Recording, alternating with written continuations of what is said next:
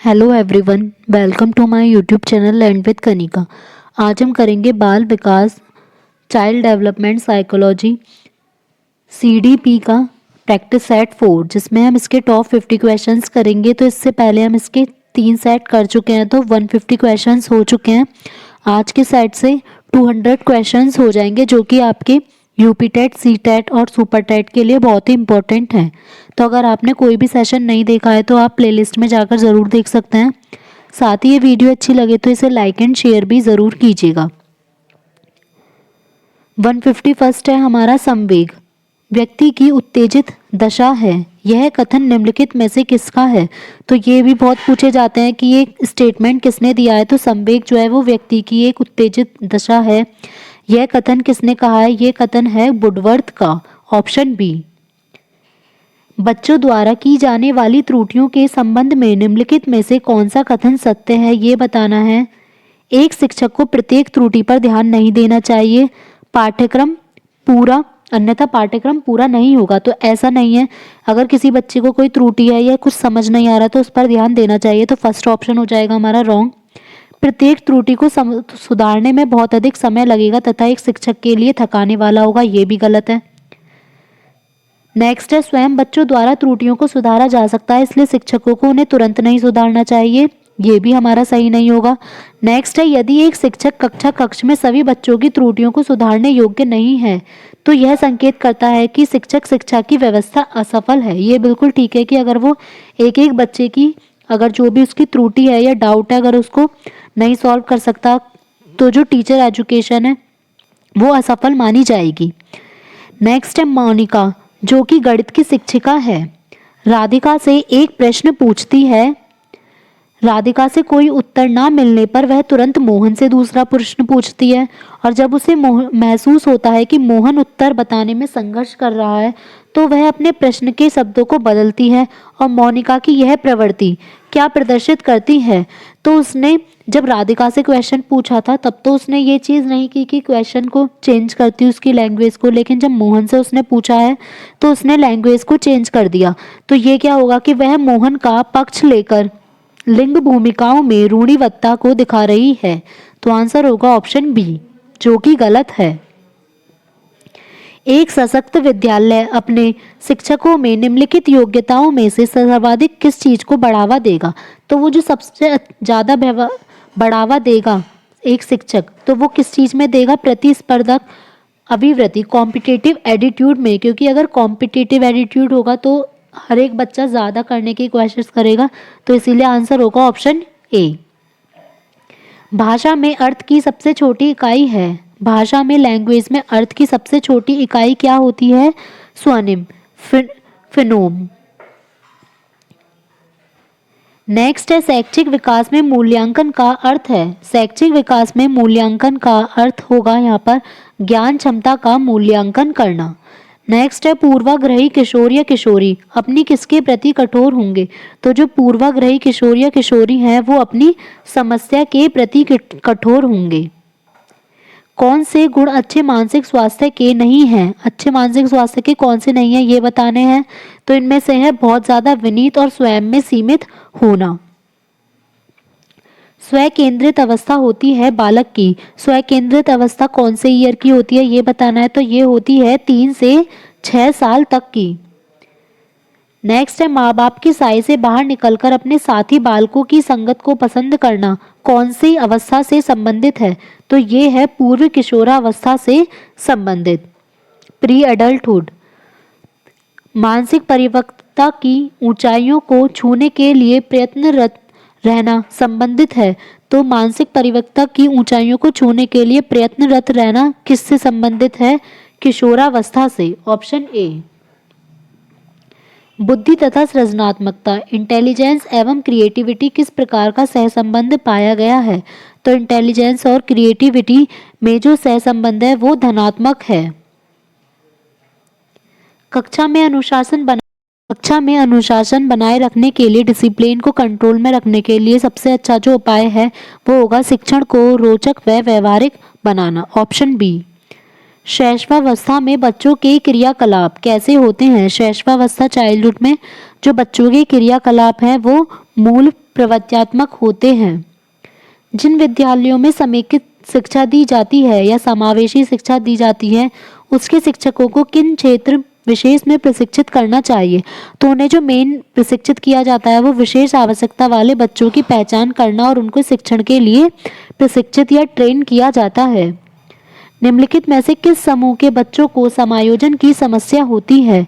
तो किस समूह के हमें बताने हैं? तो वो होते हैं कुशार्क बुद्धि के जो बच्चे होते हैं, जो ज़्यादा इंटेलिजेंट होंगे तो उन्हें समायोजन में समस्या होती है।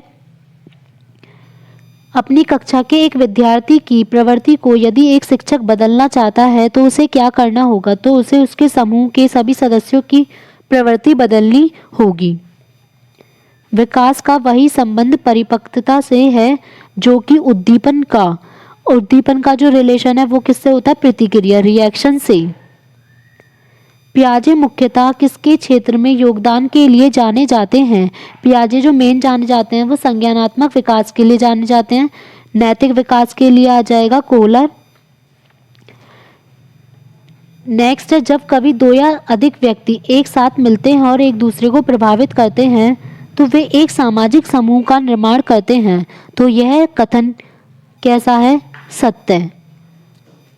निम्नलिखित व्यक्तियों में से कौन अपने बच्चे या बच्चों को आंतरिक प्रेरणा, इंटरनल मोटिवेशन दे रहा है? ये स्टेटमेंट 4 दिए गए हैं तो उनमें से देखना है। फादर रॉबर्ट अपनी कक्षा के उन बच्चों को चॉकलेट देते हैं जो अच्छा व्यवहार कर रहे हैं, तो ये गलत हो जाएगा। अच्छी कक्षा में कक्षोन्नति पाने पर नंद कुमार अपने पुत्र को कहानी की पुस्तकें देते हैं। अपने पुत्र के जन्मदिन पर गिरिजेश कुमार दावत देते हैं। विज्ञान विषयों में सर्वोच्च अंक पाने पर राकेश अपने पुत्र की प्रशंसा करता है। तो इसमें पूछा था आंतरिक प्रेरणा, तो जो कि होगा ऑप्शन डी। और ये तीनों ही कैसे हैं?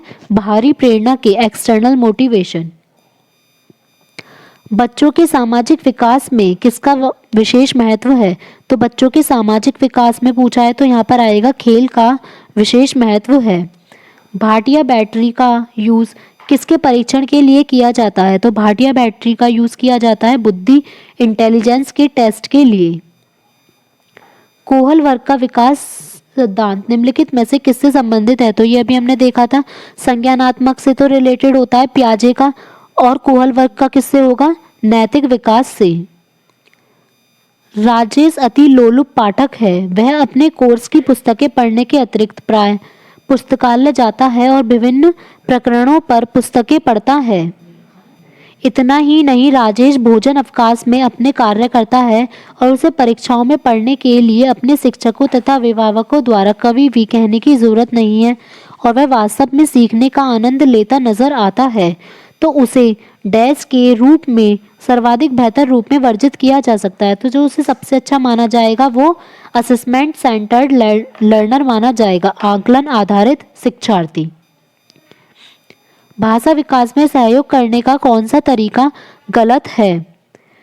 बच्चे को बिना टोके प्रकरण पर बात करना, उसकी अपनी भाषा के प्रयोग को अमान्य करना, उसके प्रयोगों का समर्थन करना या भाषा के प्रयोग के अवसर उपलब्ध कराना। तो जो गलत तरीका है वो हो जाएगा उसकी भाषा के प्रयोग को अमान्य करना। मानव बुद्धि एवं विकास की समझ शिक्षक को किसके योग्य बनाती है? तो ये बनाती है विविध शिक्षार्थियों, डाइवर्स लर्नर के शिक्षण के बारे में स्पष्टता। निम्नलिखित में से कौन सा सत्य है? शिक्षक द्वारा प्रश्न पूछना संज्ञानात्मक विकास में बाधक है, तो ये गलत हो जाएगा। विकास और सीखना दोनों सामाजिक सांस्कृतिक संदर्भों से अप्रभावित रहते हैं, तो ये भी गलत होगा। शिक्षार्थी एक निश्चित तरीके से सीखते हैं, तो ये जरूरी नहीं है कि सबका सेम ही तरीका हो। खेलना संज्ञान और सामाजिक दक्षता के लिए सहायक हैं, तो ये होगा हमारा ऑप्शन डी ठीक। बच्चे के विकास में आनुवांशिकता और वातावरण की भूमिका के बारे में कौन सा कथन सत्य है? तो ये होगा हमारा समवयस्कों और पितृक जीन्स का सापेक्ष योगदान योगात्मक नहीं होता है। समाजीकरण होता है समाज के मानदंडों के साथ अनुकूलन की प्रक्रिया।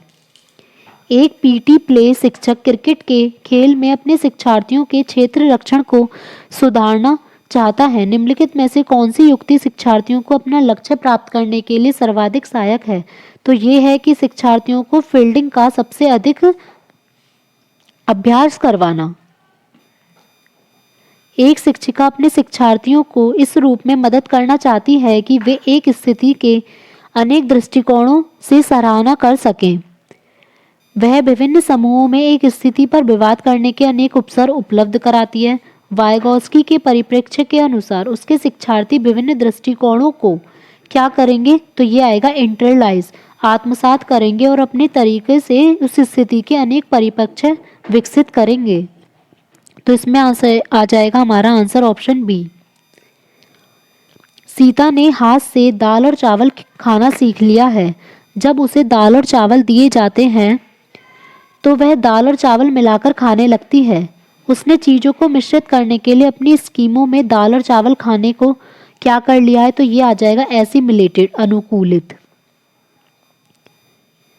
किसके अतिरिक्त बुद्धि के विभिन्न पक्षों, निम्नलिखित पक्षों को स्टर्नबर्ग के त्रितंत्र सिद्धांत में संबोधित किया गया है। तो उसमें 3 होंगे, तो उनमें से बताना है कि कौन सा नहीं है। तो संदर्भगत भी है, अव्यवभूत भी है, अनुभाविक भी है, लेकिन सामाजिक इसमें नहीं है।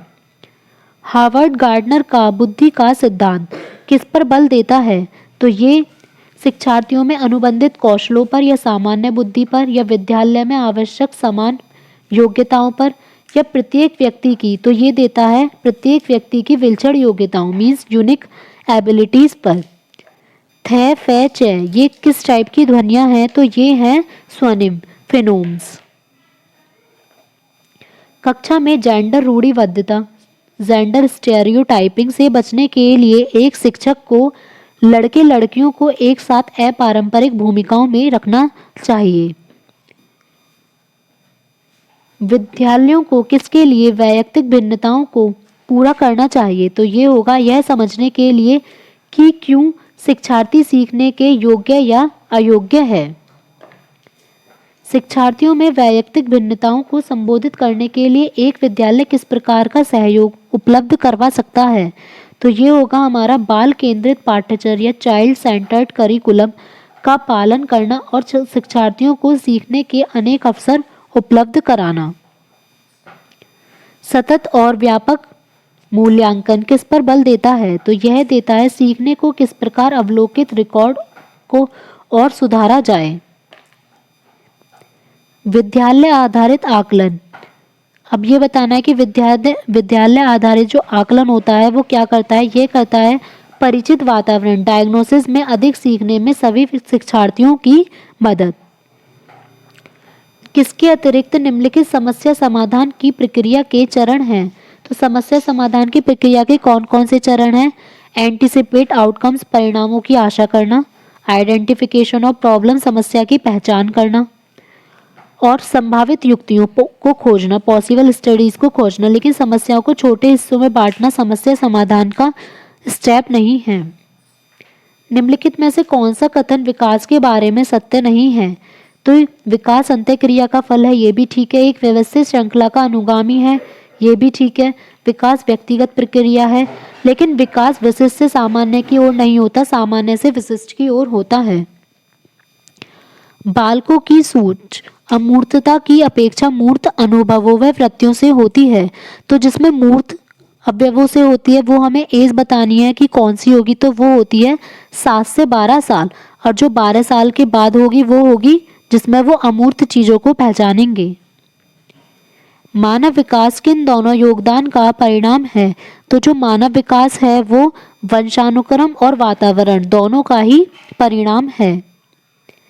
निम्नलिखित में से कौन पियाजे के अनुसार बौद्धिक विकास का निर्धारक तत्व नहीं है, तो अनुभव भी है, संतुलिनीकरण भी है, लेकिन जो सामाजिक संचरण है वो पियाजे के अनुसार नहीं है।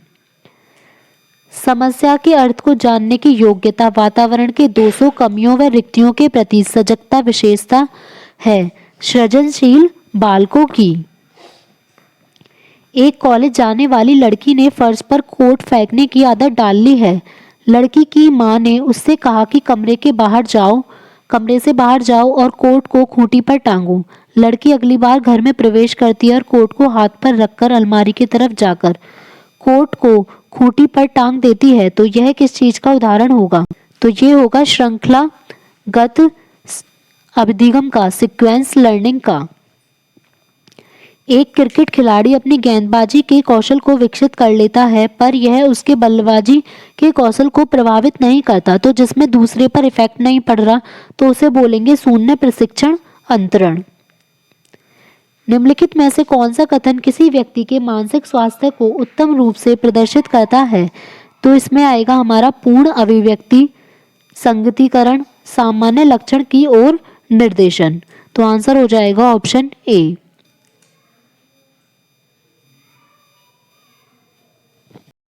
अगर आपको क्लास अच्छी लगी हो तो वीडियो को लाइक एंड शेयर ज़रूर करें, और साथ ही चैनल पर अगर नए हैं तो चैनल को सब्सक्राइब करना ना भूलें। साथ ही आप बेल आइकन प्रेस कर सकते हैं ताकि आपको वीडियो का नोटिफिकेशन अपलोड होते ही मिल जाए। और कमेंट बॉक्स में ज़रूर शेयर करें कि आपको क्लास कैसी लगी और आपका स्कोर कैसा रहा। Thank you.